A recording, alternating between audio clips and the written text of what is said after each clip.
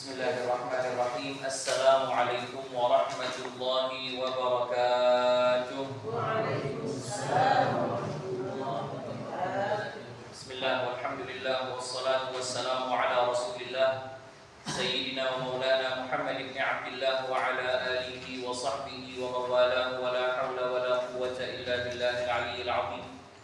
Rabbi shrah li sadri wa yassir li amri wa hlul 'uqdatam min lisani yafqahu qawli. Allahumma iftah 'alaina futuhal 'arifin wa faqihna fid din wa 'allimna ma yanfa'una ya rabbal 'alamin. Alhamdulillah, puji syukur kita panjatkan kehadirat Allah Subhanahu wa taala atas segala nikmat dan karunia yang senantiasa dilimpahkan oleh Allah Subhanahu wa taala kepada kita semua. Diberikan kepada kita nikmat kesehatan, nikmat keafiatan, nikmat panjang umur, nikmat kekuatan dan berbagai macam anugerah diberikan oleh Allah Subhanahu wa taala kepada kita. Ada nikmat yang tampak, ada nikmat yang tidak tampak. Ada nikmat yang zahir dan juga ada nikmat yang batin. Senantiasa diingatkan oleh setiap penceramah, semua ustaz, setiap awal dia buka pengajian pasti dia memulai dengan memanjatkan puji syukur kehadirat Allah Subhanahu wa taala. Karena puji syukur kita kepada Allah ini akan sangat bernilai dan sangat bermanfaat, yang dimana manfaatnya itu akan kembali kepada diri kita. Kalau saya bersyukur, maka yang beruntung itu adalah saya sendiri. Kalau saya bersyukur, maka yang beruntung adalah saya sendiri. Kita sendiri yang beruntung ketika kita bersyukur kepada Allah Subhanahu wa ta'ala. Nah, tatkala kita tidak syukur nikmat, atau kalau dalam istilah syar'inya itu kufur nikmat, tidak berterima kasih kepada Allah atas nikmat dan anugerah yang diberikan oleh Allah Subhanahu wa ta'ala, maka yang merugi adalah diri kita sendiri. Kita sendiri yang akan merugi dengan kufurnya kita terhadap nikmat yang telah diberikan oleh Allah Subhanahu wa ta'ala. Maka senantiasa kita bersyukur dan berterima kasih kepada Allah Subhanahu wa ta'ala dengan ucapan alhamdulillahi rabbil alamin. Semoga segala nikmat yang ada pada diri kita ini dikekalkan dan ditambahkan oleh Allah Subhanahu wa ta'ala. Amin amin ya rabbal alamin. Salawat serta salam semoga senantiasa tetap tercurahkan kepada baginda Nabi besar Muhammad sallallahu alaihi wa ala alihi wa sahbihi wasallam. Bapak Ibu hadirin wal hadirat rahimakumullah, masih kita berada di kajian bab sabar. Bab sabar sebagaimana yang sudah sering-sering yang sampaikan, bahwasanya bab sabar ini termasuk di antara bab yang paling panjang dalam kitab Riyadhus Shalihin ini. Kenapa dia panjang? Karena kita diajarkan untuk sabar. Kita mau disuruh sabar. Makanya kita diberikan panjang hadisnya, banyak hadisnya oleh Imam Nawawi biar kita ini bisa memperbanyak daripada kesabaran kita. Sabar, dalam bab sabar ini hadisnya itu banyaknya 53, dan pada malam hari ini kita baru berada di hadis yang ke-12.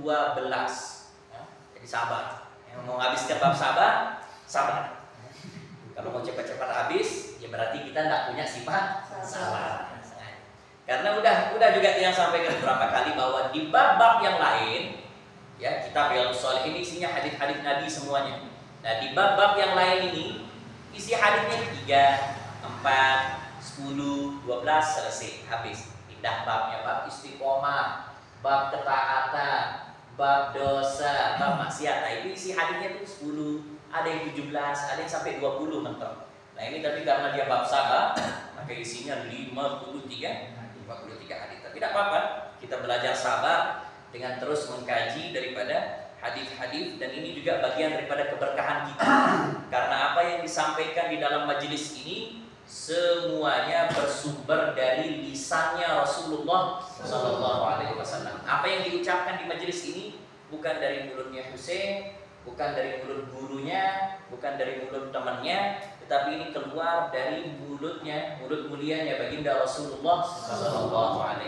Itu yang kita bahas, itu yang kita kaji. Tentunya kalau sesuatu itu sudah terkait dengan Rasulullah, maka pasti sesuatu itu menjadi sangat mulia. Itu konsep. Segala sesuatu yang terkait dengan Rasulullah, maka sesuatu itu pasti akan jadi mulia. Al-Quran, kitab suci, semua kitab suci itu mulia, ya kan? Taurat, Injil, Zabur, ya, Al-Quran itu semuanya mulia.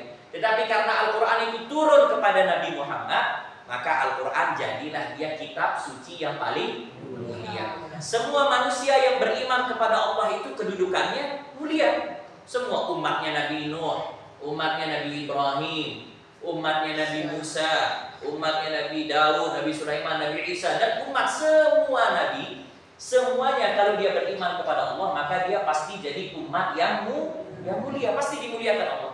Tapi karena kita jadi umatnya Nabi Muhammad, maka jadilah kita umat yang paling mulia.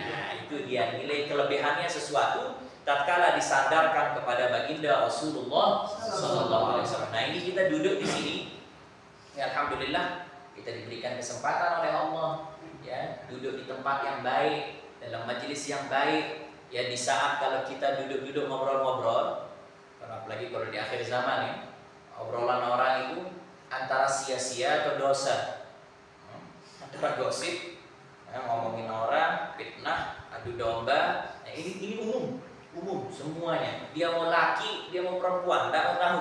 Sekarang semuanya laki, perempuan, ustaz, tidak ustaz, semua. Kalau sudah mulai duduk agak ramai sedikit, kopi mulai keluar, nah itunya.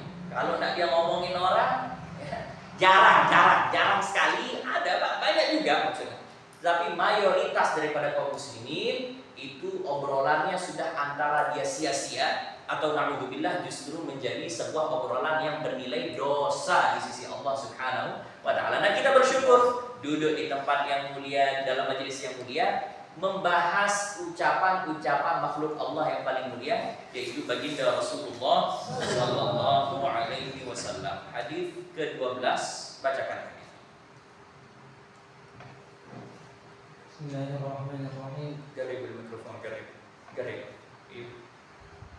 وعن أبي عبد الرحمن عبد الله بن مسعود رضي الله عنه قال كأني أنظر إلى رسول الله صلى الله عليه وسلم يحكي نبيا من الأنبياء صلوات الله وسلامه عليهم ضربه قومه فأدموه وهو يمسح الدم عن وجهه يقول اللهم اغفر لقومي فإنهم لا يعلمون متفق عليه. Dari Abu Abdurrahman Abdullah bin Mas'ud radhiyallahu anhu, ia berkata, seakan-akan aku melihat Rasulullah sallallahu alaihi wasallam memisahkan salah seorang dari para nabi sallallahu wasallam alaihi. Nabi itu dipukul kaumnya hingga mengucurkan darah. Lantas dia mengusap darah tersebut dari wajahnya sambil berdoa, ya Allah, berikanlah ampunan kepada kaumku, karena sesungguhnya mereka tidak mengetahui. Muttafaqun alaih. Dari sahabat, hadis diriwayatkan oleh sahabat Abu Abdurrahman. Nama aslinya Abdullah bin Mas'ud. Nama aslinya Abdullah bin Mas'ud. Abdullah bin Mas'ud salah satu di antara sahabat yang pertama-tama masuk Islam. Awal-awal masuk Islam. Ya, dia termasuk di antara golongan budak, ya. Dia berasal dari kalangan budak. Abdullah bin Mas'ud, dia masuk Islam. Kalau dalam riwayat di sini dikatakan dia orang yang ke-6 masuk Islam. Artinya dia awal-awal yang masuk Islam, orang yang ke-6 masuk Islam. Abdullah bin Mas'ud. Nah, dia beriman kepada baginda Rasulullah sallallahu alaihi wasallam dan sangat dekat dengan baginda Rasulullah sallallahu alaihi wasallam. Kalau di perjalanan, kalau Nabi lagi perjalanan nih, musafir, ya, maka yang bawakan sandalnya Nabi, baju gantinya Nabi, yang bawakan siwaknya Nabi, itu Sayyidina Abdullah bin Mas'ud. Ini yang ceritanya. Ini orang dekatnya baginda Rasulullah sallallahu alaihi wasallam. Bahkan Nabi kalau ada punya rahasia, keseringan ceritanya kepada Abdullah bin Mas'ud. Nabi juga punya rahasia, Bu. Ya, jadi Nabi itu ya bukan berarti dia terus makhluk Allah paling mulia terus dia tidak memiliki rahasia. Dia punya rahasia. Dan biasanya kalau beliau punya rahasia yang disembunyikan, biasanya yang diceritakan Sayyidina Abdullah bin Mas'ud radhiyallahu taala anhu. Abdullah bin Mas'ud ini orangnya kecil sekali, kurus sekali. Ya. Saking kurusnya, suatu hari Sayyidina Abdullah bin Mas'ud naik ke pohon arak. Pohon arak. Namanya aneh kalau dalam bahasa Indonesia, pohon arak. Memang namanya dalam bahasa Arab itu pohon arak. Itu pohon arak itu pohon yang dijadikan sebagai siwak. Kalau pakai siwak, ya. Siwak itu kadang-kadang ada yang hitam, ada yang coklat. Ya. Nah itu yang kalau yang batang yang coklat biasanya itu dari pohon arak. Nah Abdullah bin Mas'ud pernah naik ke atas pohon arak ini. Nah, tapi karena saking kurusnya beliau, angin bertiup sedikit diterbangin beliau sama angin. Saking kurusnya Abdullah bin Mas'ud. Maka ketika beliau diterbangkan oleh angin, maka semua sahabat ketawa. Sama seperti bapak ibu ketawa pada malam hari ini dengar cerita. Tidak kebayang soalnya ada orang laki-laki dewasa naik pohon diterbangin angin. Ya, pohonnya pendek, kalau pohon arak itu dia tidak tinggi. Pohonnya rendah pohon arak. Nah, Abdullah bin Mas'ud naik sedikit diterbangkan oleh angin, maka para sahabat tertawa. Maka baginda Rasulullah SAW bertanya, beliau bertanya, apa yang membuat kalian tertawa? Maka dijawab,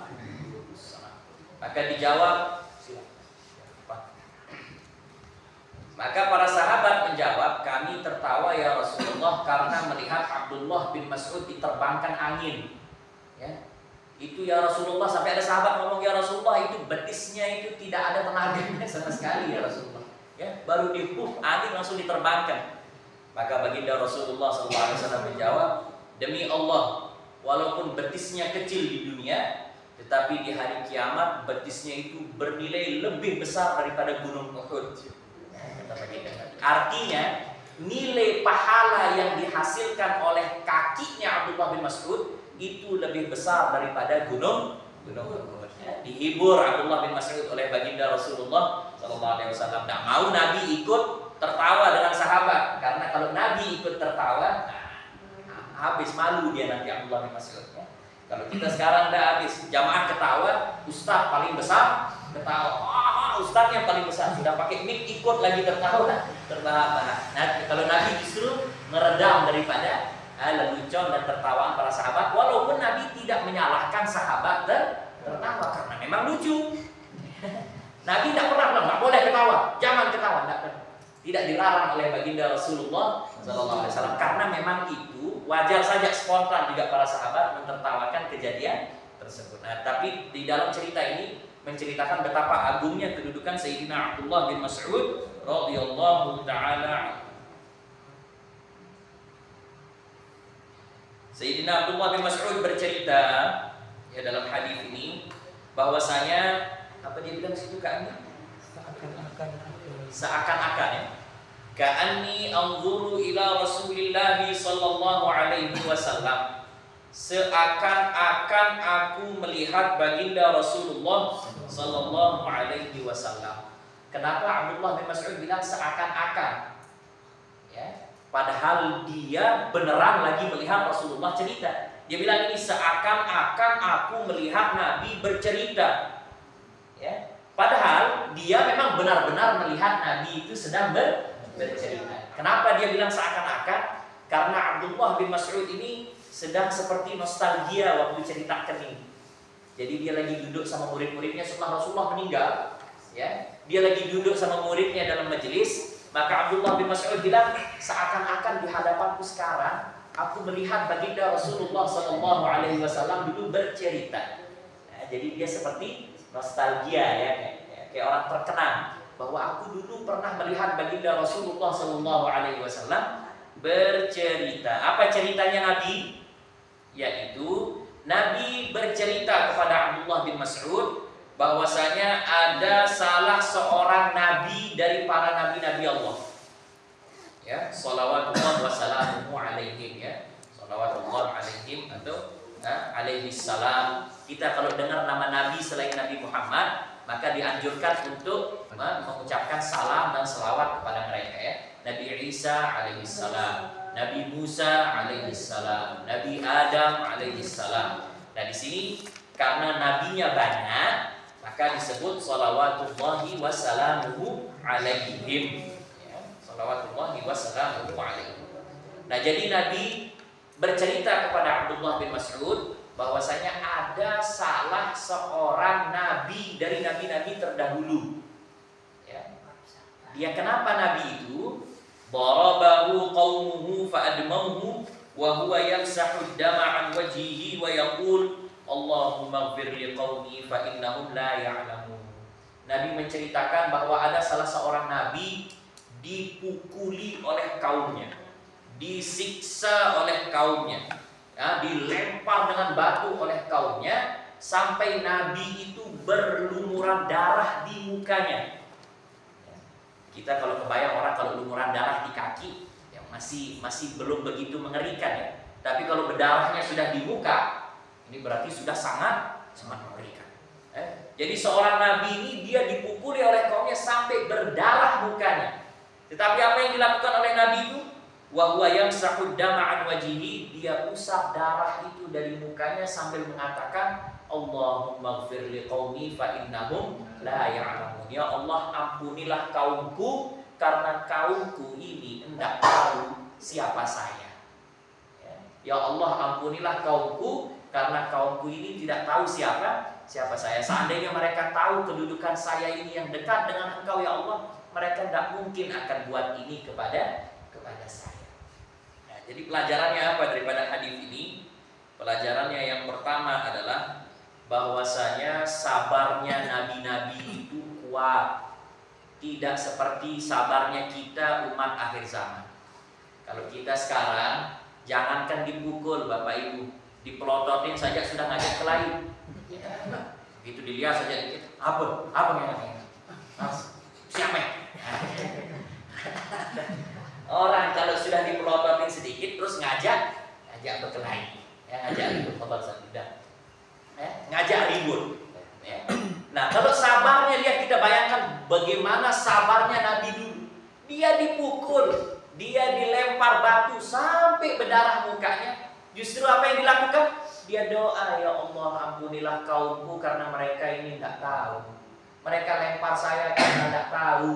Mereka pukul saya karena tidak tahu. Seandainya mereka tahu, mereka pasti tidak akan pukul saya. Mereka pasti tidak akan lempar saya. Nah dari pelajaran ini, bahwa yang pertama pelajaran utamanya adalah bahwa betapa hebatnya sabarnya para nabi-nabi terdahulu. Sabarnya kuat. Kalau dalam hadis atau dalam riwayat disampaikan cerita ini yang Nabi Muhammad bilang bahwa aku terkenang dengan nabi-nabi terdahulu. Sebenarnya itu Nabi Muhammad ceritakan dirinya sendiri. Cuman karena beliau malu menyebutkan dirinya sendiri, maka beliau mengalihkan dengan menyebut ada salah seorang nabi dari nabi-nabi Allah dipukul oleh kaumnya sampai berdarah mukanya, lalu dia berdoa, ya Allah ampunilah kaumku karena mereka tidak tahu. Sebenarnya Nabi Muhammad itu lagi ceritakan dirinya sendiri. Kapan kejadian ini? Ketika di Uhud, ketika perang Uhud. Ya, waktu di perang Uhud itu baginda Rasulullah SAW lagi perang, ketika beliau terpukul mundur. Ya, karena beliau agak mundur sedikit dan kuda beliau sedikit agak mengamuk, maka topi beliau ini jatuh dan masuk ke dalam mulutnya di ujung topi besi itu masuk gini. Ya, jadi dia tertancap besi topi itu ke dalam mulutnya. Nah itu sampai berdarah, sampai mengeluarkan darah, sampai Sayyidina Talha bin Ubaidillah. Sayyidina Talha bin Ubaidillah itu yang mencabut patahan besi yang tertancap dalam mulutnya Nabi itu dengan giginya, sampai giginya Talha ini copot. Lagi yang kedua, lagi copot dua giginya.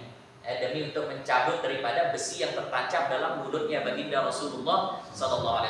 Di saat itu, ketika beliau berlumuran darah di perang Uhud, beliau berdoa, Allahumma ighfir li qaumi fa innahum la ya'lamun. Ya Allah ampunilah kaumku karena sungguhnya kaumku ini tidak tahu. Ya, karena mereka ini tidak tahu. Jadi kita bisa bayangkan betapa hebat dan besarnya rasa sabar yang ada pada diri para nabi alaihi wassalatu wassalam.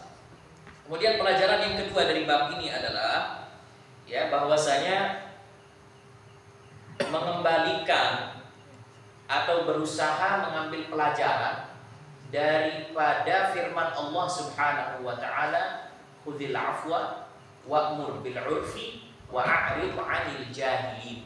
Allah Subhanahu wa taala berfirman, di dalam setiap amarah, ya, kalau kamu lagi marah ini, ya, khudhil afwa, maka ambillah sikap pemaaf. Setiap sedang kita lagi marah ini, lagi memuncak emosi, ambillah sikap pemaaf, memaafkan. Khudhil afwa. Berikutnya wa'mur bil 'urfi. Kemudian ucapkan dan sampaikan yang urf, yang baik-baik. Tidak usah balas ucapan yang buruk, ya, dengan kita juga mengeluarkan kata-kata yang buruk. Ya. Ini pelajaran berat memang, ya. Yang ngomong saja kayaknya berat mau nyampaikan, ya. Karena memang berat sekali, ya. Membalas keburukan yang datang kepada kita itu dengan kebaikan, ini perkara yang begitu berat. Tapi inilah yang diinginkan oleh baginda Rasulullah SAW. Beliau mau ajarkan kita umatnya bagaimana jadi orang yang pemaaf. Khudhil afwa wa'mur bil 'urfi, sampaikan yang baik, wa'rid 'anil jahilin. Tidak usah hiraukan orang bodoh. Allah ngomong dalam Al-Quran, a'rid 'anil jahilin. Kalau ada orang bodoh terus datang ngolok kita setiap hari, terus caci maki kita setiap hari, di WhatsApp caci maki, di Facebook caci maki, di Instagram caci maki, di YouTube caci maki. A'rid 'anil jahilin, itu orang bodoh. Tidak usah hiraukan, tidak usah lihat. Lebih baik perhatikan orang-orang yang peduli kepada kita daripada kita mau menimbali, apalagi dengan kata-kata yang buruk kepada orang-orang yang berbuat buruk kepada kita. Lihat Nabi itu ketika dia dipukuli oleh kaum, dipukul ini bukan dicaci maki, dipukul sampai berdarah mukanya. Apa yang dibilang? Dia doa, ya Allah ampunilah kaumku. Doanya bukan ya Allah matikan dia semuanya. Ya. Kalau kita kan awas kalau udah jatuh, awas udah mati, udah itu kan doa kita kan. Itu selalu yang terlontar ketika kita lagi terluka, ketika lagi apa tuh doa buruk. Ya. Tapi yang diajarkan oleh Nabi, Allahumma firham, ya Allah ampunilah mereka karena sungguhnya mereka tidak tahu. Nah, itu pelajaran besar.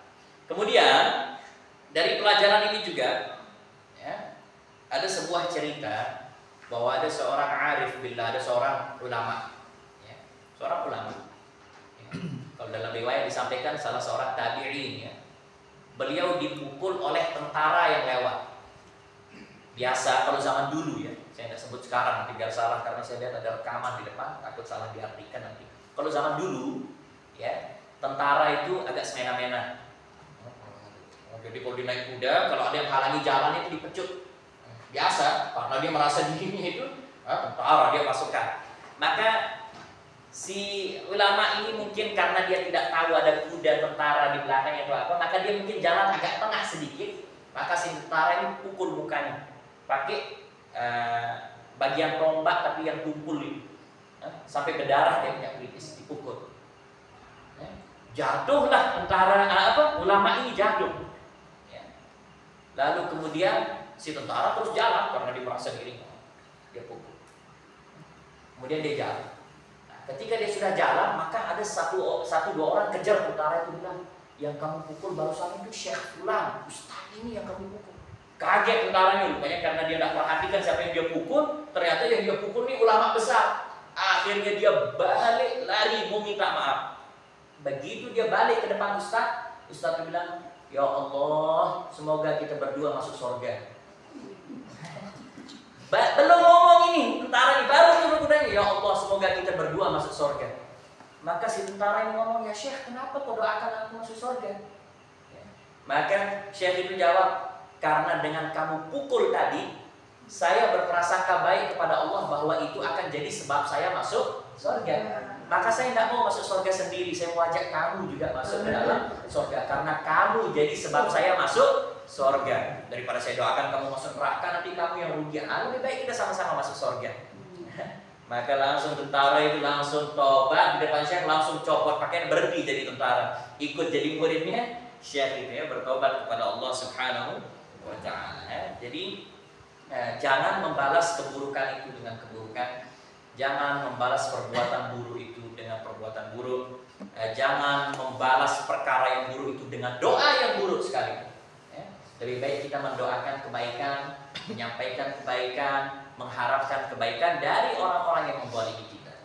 Oh Ustaz, tidak bisa kayaknya sekarang. Kalau tidak bisa, tidak usah kenapa-napa. Ya? Kalau memang tidak bisa doa baik, kayaknya agak berat kita mau doa baik ini ya. Orang pukul kita terus kita doa baik ini kayaknya berat. Ya sudah, diam sudah. Intinya jangan balas orang buruk dengan perkataan yang buruk. Karena kalau orang ucap buruk kepada kita, lalu kita balas dia dengan keburukan, apa bedanya kita dengan dia? Dia ngomong buruk, kita ikut ngomong buruk. Terus kita salahkan dia, ya kamu juga salah. Karena kamu balas perbuatan buruk itu dengan perbuatan buruk. Karena hakikatnya perbuatan buruk itu harus dibalas dengan perbuatan yang baik. Nah, di sini juga ada hikmah. Kenapa Nabi itu ketika dia berdarah, tidak langsung dia usap darahnya. Ya, dalam riwayat selalu Nabi SAW kalau berdarah itu beliau selalu usap darahnya, kemudian diusapkan ke pakaian, tidak mau sampai darahnya itu jatuh ke tanah. Kenapa? Karena kalau darah Nabi yang terluka itu jatuh ke tanah, maka 100% hari itu pasti akan diturunkan azab oleh Allah. Nah, jadi saking sayangnya Nabi itu tidak mau azab turun, sampai dia berusaha semua darahnya itu jangan sampai jatuh ke tanah. Karena kalau tanah sudah menyerap darah Nabi, tanah itu sendiri akan murka. Dia sendiri akan marah, minta izin sama Allah untuk langsung menyiksa umat yang menyiksa Nabi dan kekasih Allah Subhanahu wa ta'ala. Hadis berikut. Bismillahirrahmanirrahim. Wa an Abi Sa'id wa Abi Hurairah radhiyallahu anhuma 'an Nabi sallallahu alaihi wasallam qala ma yusibul muslima min nasabin wala wasabin wala hammin wala hazanin wala adan wala ghammin hatta الشوكة يشاكها إلا كفر الله بها من خطاياه. متفق عليه. Dari Abu Sa'id dan Abu Hurairah radhiyallahu anhuma, dari Nabi sallallahu alaihi wasallam beliau bersabda, tidaklah seorang muslim tertimpa kelelahan, kesakitan, kegelisahan, kesedihan, gangguan dan kegundahan hati, bahkan duri yang menusuknya, melainkan dengannya Allah menghapuskan kesalahan-kesalahannya. Muttafaqun alaih. Hadis tadi kita dengar di takziah di makam. Hadis diriwayatkan oleh Sayyidina Abu Sa'id Al-Khudri.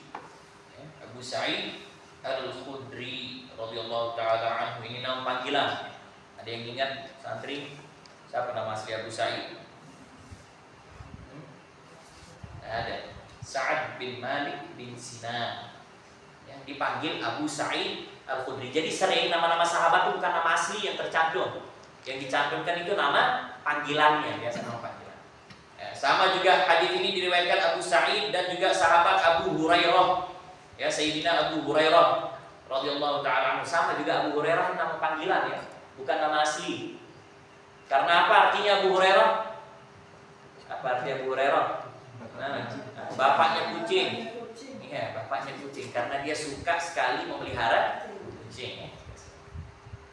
Nah, Abu Sa'id dan Abu Hurairah radhiyallahu taala anhu, beliau mengatakan bahwasanya baginda Rasulullah sallallahu alaihi wasallam bersabda, "Ma yusibul muslima min nasabin." Tidaklah menimpa seorang muslim itu daripada nasab. Apa dia artikan nasab tadi itu? Ya, kegundahan ya. Kesedihan. Wala wasabin. Wasab itu penyakit yang muzmin ya, penyakit yang sudah akut ya, yang tidak bisa disembuhkan. Ya. Artinya tidaklah menimpa seorang muslim kesedihan, penyakit yang memanjang, kemudian kegundahan, kemudian kegalauan, kemudian gangguan, kemudian apapun saja yang menyiksa. Tidaklah menimpa seorang muslim itu sesuatu yang menyiksa dirinya sampai sekedar duri yang menusuk dirinya.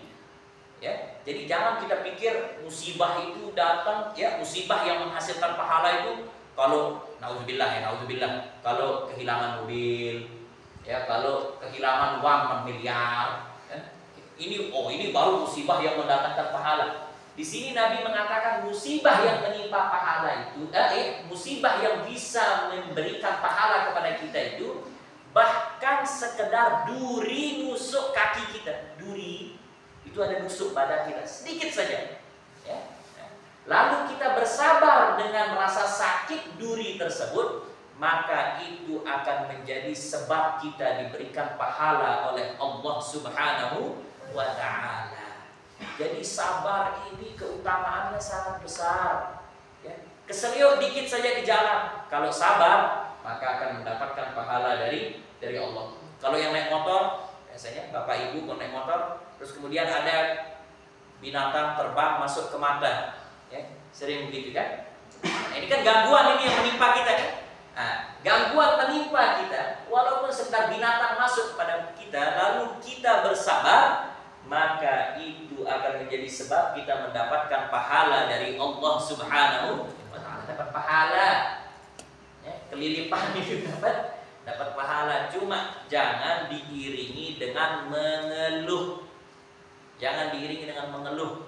Ini ngeluh dulu, nauzubillah sampai ngomong kasar dulu, ya. Lalu habis gitu dia ya sudah saya sabar biar saya dapat pahala. Tidak dapat pahala, ya.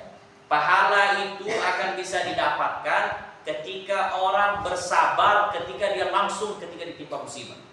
Pas dia dapat musibah, dia langsung bersabar, maka disitulah dia langsung diberikan pahala oleh Allah Subhanahu wa Ta'ala. Tapi kalau dia ditimpa musibah, ngeluh dulu, ya, nauzubillah lagi ngomong kotor dia dulu, baru kemudian dia bersabar, 3 hari kemudian baru dia bersabar, maka mustahil dia akan mendapatkan pahala dari Allah Subhanahu wa Ta'ala. Makanya di sini Nabi mengatakan, mau sedih, mau gundah, mau galau, mau apapun saja, bahkan sampai ketusuk duri sekalipun, kalau dia bersabar, maka dia akan dikurangi dan dihapuskan dosa-dosanya oleh Allah Subhanahu wa Ta'ala. Intinya jangan sampai mengeluh. Tidak boleh ngeluh. Tidak boleh ngeluh. Bahkan di sini dikatakan dalam sebuah hadis yang marfu', al-musabu man hurimat thawab. Man hurimat thawab. Al-musabu man hurimat thawab. Ada hadis di syarah sini ditahlilkan bahwasanya orang yang mendapatkan musibah sebenarnya. Jadi yang sebenarnya yang mendapatkan musibah itu adalah orang yang tidak dapat pahala. Ya. Saya kasih contoh ya, A, ada salah seorang, kita sebut namanya A. Karena biasanya kalau kita mau contoh musibah ini agak berat ya, agak keberatan ya, kita sampai jadi contoh musibah. Ya kan dia mau. Anggap ada si A. Si A ditimpa musibah. Ya. Si A ini dia ditimpa musibah, kehilangan motor, kehilangan mobil, rumahnya begini, keadaannya begitu, ditimpa musibah. Lalu dia bersabar kepada Allah, maka dia pada hakikatnya sedang tidak ditimpa musibah. Kenapa? Karena dia mendapatkan pahala dari Allah. Tetapi ketika seseorang itu ditimpa musibah, lalu dia tidak bersabar, walaupun setelah itu tiba-tiba ada jalan keluarnya, maka pada hakikatnya dia tetap terkena musibah. Kenapa? Karena dia tidak bersabar. Jadi hakikatnya orang yang terkena musibah adalah orang yang tidak dapat pahala disebabkan dia tidak bersabar atas musibahnya. Al-musabu man hurimat thawab. Orang yang asli kena musibah adalah orang yang tidak mendapatkan pahala sabar daripada musibahnya tersebut. Wasabu al-maut. Baik, baca hadis yang ke-14. Bismillahirrahmanirrahim. Wa 'an Ibnu Mas'ud radhiyallahu anhu qala dakhaltu 'ala an-nabiy sallallahu alaihi wasallam wa huwa yu'afu.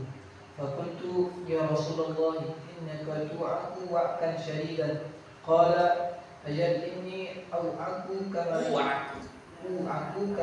يوعك رجلان منكم قلت ذلك أن لك أجرين Qala ajal, dzalika kadzalik.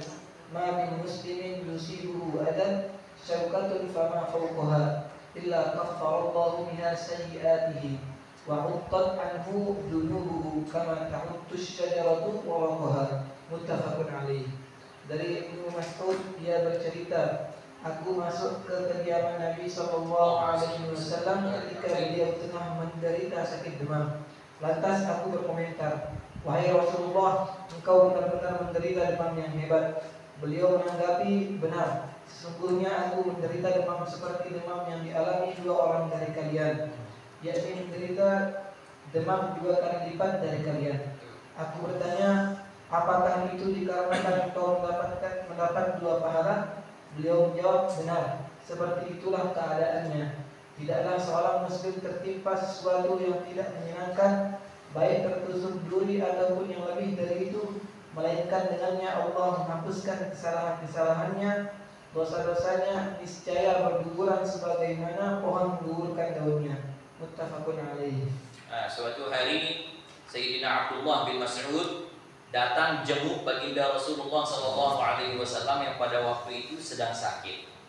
Ya, yu'ak. Yu'ak itu artinya sakit demam. Ya, waku artinya sakit demam. Maka Abdullah bin Mas'ud mengatakan, ya Rasulullah, innaka tu'aku wa'kan syadidan. Ya Rasulullah, engkau ini kalau sakit demam ini selalu parah ya Rasulullah. Ya, dalam riwayat yang lain pernah Nabi sakit demam di waktu yang lain. Abu Sa'id Al-Khudri datang jenguk beliau. Ya, Abu Sa'id ini cerita, dia jenguk Rasulullah waktu sakit demam. Nabi tidur dengan menggunakan selimut. Ya. Maka Abu Sa'id memegang selimut itu pun dia langsung kepanasan. Saking panasnya Rasulullah kalau sudah terkena sakit demam. Saking hebatnya ya, ujian yang diberikan oleh Allah Subhanahu wa ta'ala. Maka ini dalam hadis ini Abdullah bin Mas'ud mengatakan, ya Rasulullah, engkau kalau sakit demam itu selalu hebat, selalu sangat panas ya Rasulullah.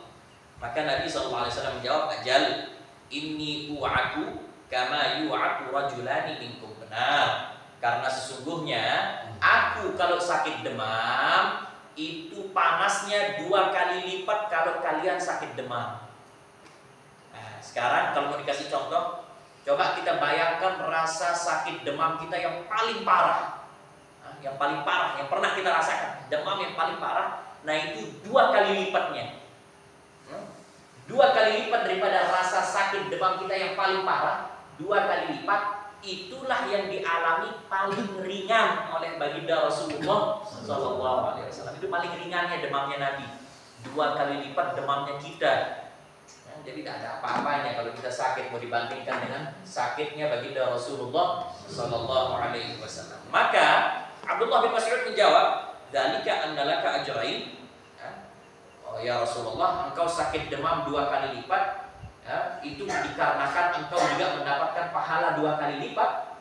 Ya, maka Nabi menjawab, ajal dzalika kadzalik. Ya, memang benar. Aku kalau terkena penyakit lalu bersabar, maka pahalanya 2 kali lipat. Karena sakitnya memang double 2 kali lipat ya. Memang Nabi setiap beramal itu selalu pahalanya 2 kali lipat daripada umat yang mengamalkan. Itu wajar. Cocok, karena yang amal itu Nabi. Kita jangan harap dapat pahala kayak Nabi. Ya, sudah sholat kurang, ngaji jarang, kepingin pahala sama kayak Nabi ya. Perjuangan kita jauh tidak sama dengan apa yang dialami oleh baginda Rasulullah SAW.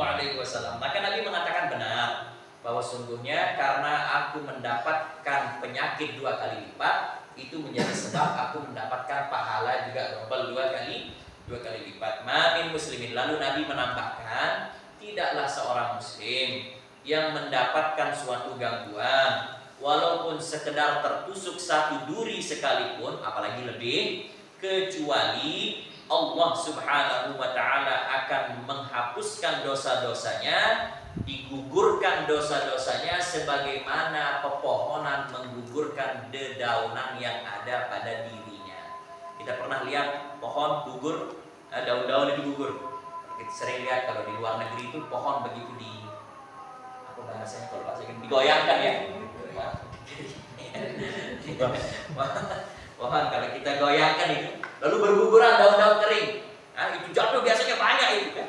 Biasanya banyak jatuh. Nah, seperti itulah dosa orang yang bersabar, akan digugurkan banyak sekali oleh Allah Subhanahu wa ta'ala. Dari hadis ini ada beberapa pelajaran.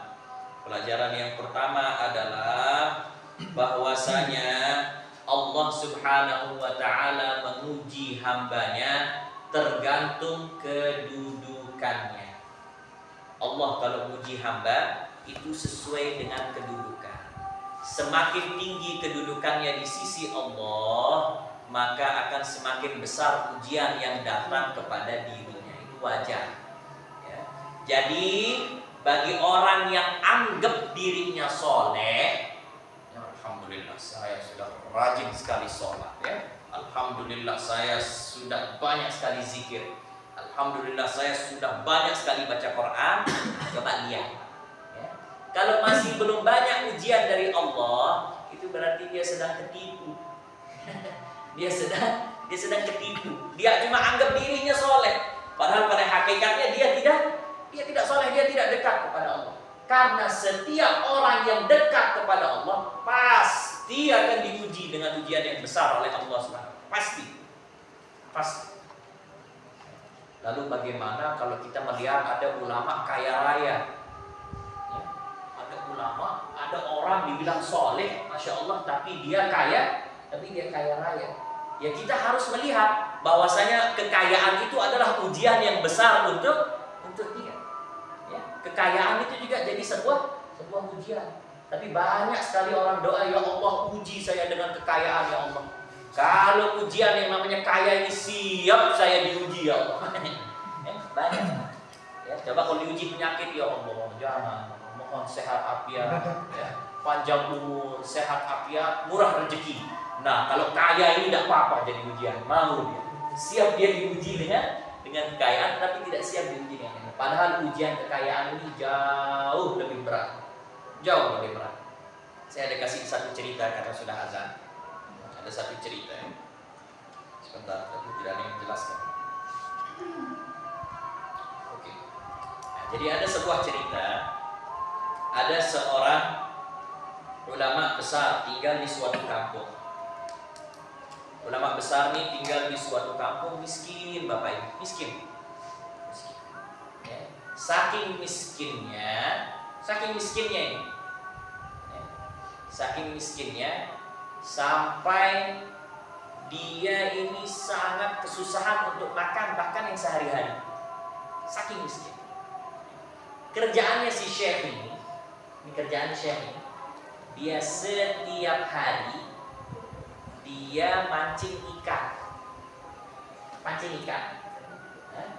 Kemudian ikan yang dia dapatkan sebiji ini dia potong.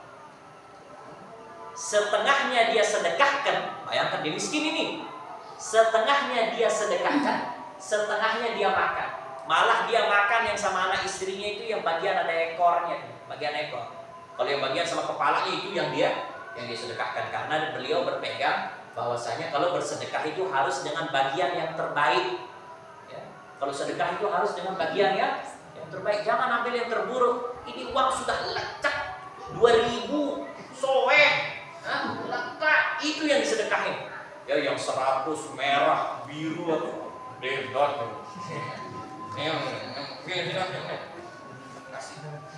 Enggak. Beliau berpegang bahwa bersedekah itu harus dengan yang terbaik. Makanya beliau berikan setengah yang bagian kepala itu sedekah, yang setengahnya itu yang bagian ekor itu yang beliau makan dengan anak istri beliau itu. Bertahun-tahun. Si Syekh itu halnya selalu begitu. Suatu hari Syekh ini karena beliau punya murid, ya ada majelisnya. Maka ada satu murid beliau datang, Syekh, saya mohon izin mungkin beberapa hari ini tidak ikut ngaji, tidak ikut belajar sama antum. Saya izin mau pergi ke kota. Apa Syekh mau titip? Oh kamu pergi ke kota? Mau pergi ke tengah kota? Iya saya mau pergi ke tengah kota. Tolong kamu pergi cari guru saya. Kata Syekh, saya ada punya guru di tengah kota, namanya Syekh Ibnu Arabi. Syekh Ibnu Arabi. kau pergi, tolong sampaikan salam saya kepada guru saya, bilang muridnya fulan-fulan titip salam, minta nasihat. Tolong minta nasihat, muridnya yang ada di desa minta nasihat. Oh siap. Pergilah dia, murid ini ke kota. Selesaikan hajatnya, karena murid memang ada hajatnya di kota. Lalu kemudian pergilah nanya di kota. Setelah selesai hajatnya pergi nanya. Pak, nanya di orang-orang kota.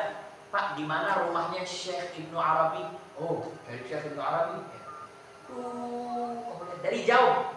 Itu kemudian istana yang besar itu udah rumahnya Syekh Ibnu Arabi. Gurunya yang di kampung, dia di dalam bayangannya karena gurunya yang di kampung makan separuh ikan, maka Syekh Ibnu Arabi ini makan ekor ikan, sudah itu di kepalanya. Karena kalau guru dari guru pasti lebih susah sudah, pasti lebih tawadu sudah, ya kan, itu dalam gambarannya gitu kan, pasti lebih susah. Kok ini ditunjukkan istana? Salah mungkin orang. Pergi nanya orang lain, mana rumahnya Syekh Ibnu Arabi? Jauh sekali kelihatan dia punya istana dari jauh. Terus ini dari mana jalan? Ini kamu jalan di sawah-sawah ini semua punyanya dia. Jadi bermeter-meter, beratus-ratus meter itu sawah-sawah semua punyanya Syekh Ibnu Arabi. Semua petani-petani yang ada di sawah itu semua budak-budaknya Syekh Ibnu Arabi.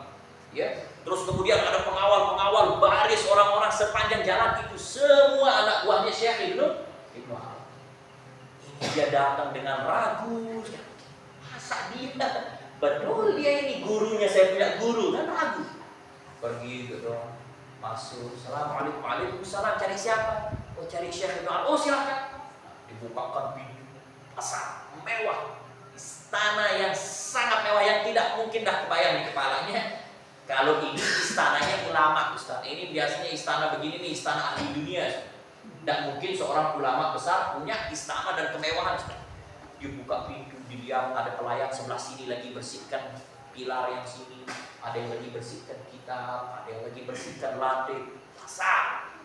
Syekh Ibnu Arabi ada di ujung ruangan tamu, lagi duduk di atas singgasana, ada yang kipaskan dia, ada yang kipaskan, semua duduk.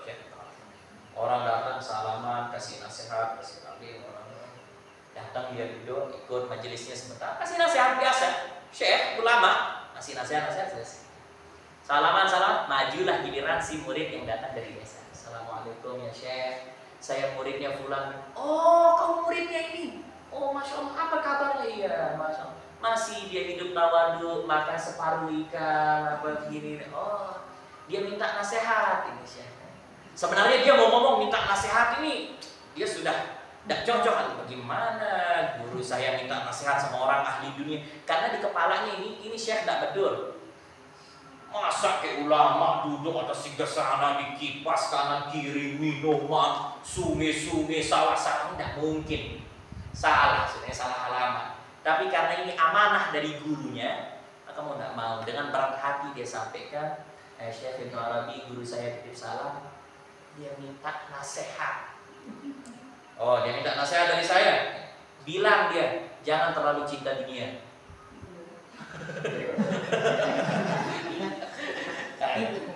Bilang kepada murid saya, guru, jangan cinta dunia.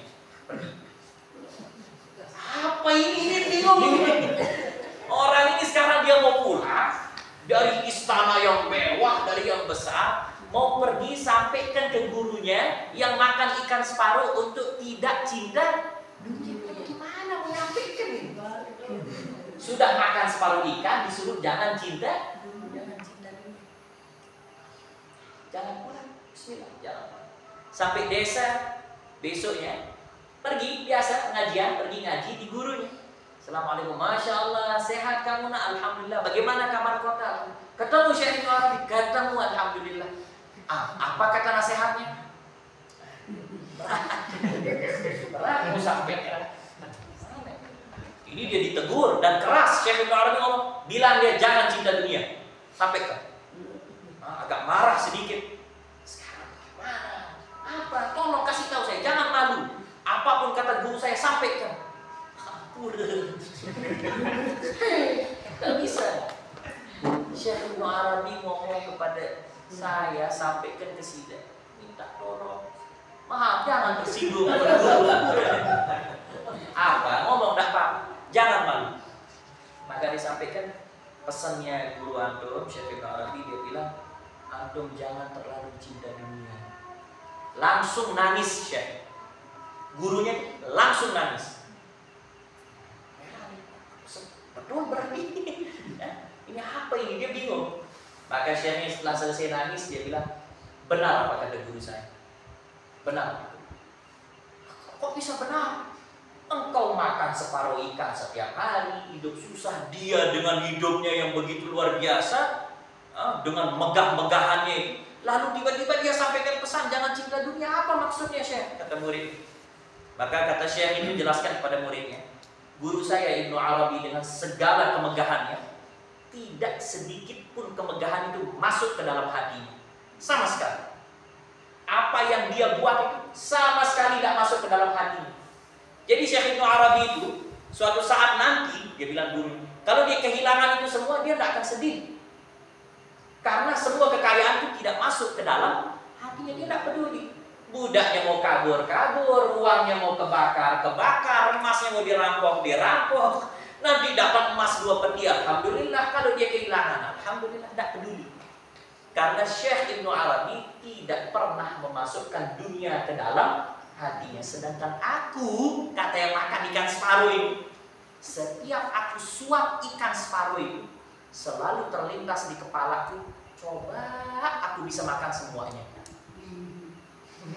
Coba aku bisa makan semuanya. Coba gak usah ya, saya sedekahin apa sekali aja, jangan sedekah. Coba saya bisa makan 1 kali ikan yang utuh. Nah, Syekh Ibnu Arabi mau kasih nasihat, jangan munculkan ikan utuh dalam dirimu. Makan yang separuh, terima dia kenyataan. Jangan pernah berharap untuk mau makan ikan utuh kalau rezekinya cuma separuh. Kalau rezekimu separuh, terima separuh. Jangan pernah menghayal sedikit pun untuk mengharapkan mau makan ikan utuh. Itu maksudnya Syekh Ibnu Arabi, suruh dia jangan cinta dunia. Kalau dia mau hebat, suruh dia jangan cinta dunia. Ibnu Arabi dengan segala kemegahannya, dunia tidak masuk ke dalam hatinya. Syekh tersebut dengan segala kesederhanaannya, cuma karena dia masih berharap mau makan ikan utuh, dia masih dianggap cinta dengan dunia. Jadi kenapa dipergi ke sini ceritanya ini? Apa dia tadi intinya tuh? Jadi intinya adalah bahwasanya ujian yang sebenarnya, ujian yang sebenarnya itu terletak di dalam diri kita. Apakah kita haus dengan dunia itu atau kita tidak haus dengan dunia? Itu musibah. Jadi kita tadi membahas musibah kekayaan ya. Ujian dengan kekayaan. Jadi ujian kekayaan itu adalah bukan dengan uang yang banyak, tetapi ketika kita mengharap dengan dunia, itu kita sedang diuji dengan keduniaan oleh Allah Subhanahu wa Ta'ala. Jadi dari hadis dan pelajaran yang kita dapatkan ini, bagaimana kita senantiasa berusaha sesabar mungkin atas apapun saja ujian yang diberikan oleh Allah Subhanahu wa Ta'ala. Ada pertanyaan?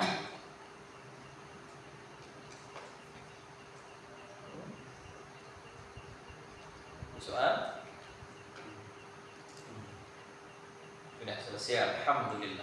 Ada soal? Dan alhamdulillah. Tidak ada soal, berarti semua yang dijelaskan sudah dipahami. Insya Allah ini akhirnya kita keluar dari hakikat sabar jadinya. Insya Allah di minggu depan kita akan maraton hadisnya. Kita akan baca mungkin 5, 6, 7. Dari setiap 7 hadis yang kita baca mungkin 2 hadis dijelaskan, kemudian kita akan teruskan lagi. Karena pada intinya bab sabar ini kita diminta untuk sabar. Bagaimana kita berusaha menanamkan sabar di dalam diri kita. Nanti minggu depan kita akan baca 7, kalau bisa dalam satu majelis. Ini kita cuma dapat berapa hadis tadi? 3 ya? Dapat 3 hadis. Nah, insya Allah minggu depan kita usahakan dapat 15 hadis ya. Kita baca 15 hadis, dan nanti beberapa hadis yang penting-penting itu yang akan kita jabarkan dan jelaskan insya Allah dengan izin Allah Subhanahu wa Ta'ala. Subhanakallahumma wa bihamdika asyhadu an la ilaha illa anta astaghfiruka wa atubu ilaik. Wabillahi taufiq wal hidayah. Assalamualaikum warahmatullahi wabarakatuh.